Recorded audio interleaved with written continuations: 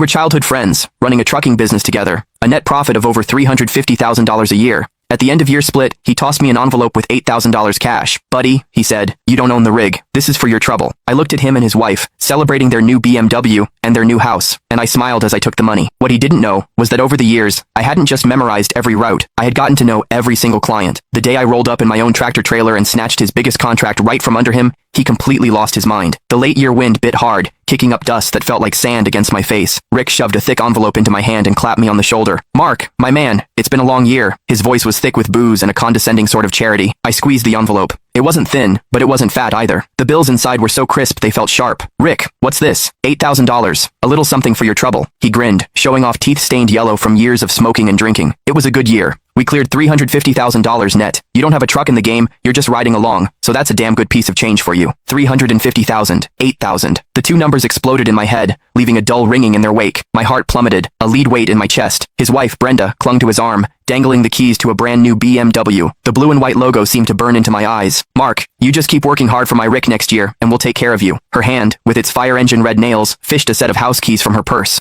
She tapped them against the floor plan of their new home. This one's 1,800 square feet. We close next week. You'll have to come to the housewarming. I watched the raw, unfiltered happiness and pride spilling off them. I felt like a ghost at their feast, a complete and utter joke. I forced the corners of my mouth into a smile that felt like cracking plaster. Thanks, Rick. Thanks, Brenda. I stuffed the $8,000 into my pocket. My hands were steady, but my fingernails were digging so deep into my palms, I thought I might draw blood. The dinner was at the nicest steakhouse in town. The private room was stuffy with heat, and the food on the table was arranged like art. I had zero appetite. My mind drifted back to the endless days and nights on the road. The summers, when the cab was a steam box with no AC, and I had to chug lukewarm water and pinch my own thigh just to stay awake. The winters, when we were snowed in on some godforsaken mountain pass, gnawing on frozen sandwiches for 2 straight days. I once drove for 3 days straight to make a rush delivery, my eyes so bloodshot the whole world seemed to shimmer and shake. And where was Rick during all of that? He was at home, tucked into his warm bed, AC blasting, making the occasional phone call to manage me remotely. Mark, keep an eye on that load. Can't have any issues.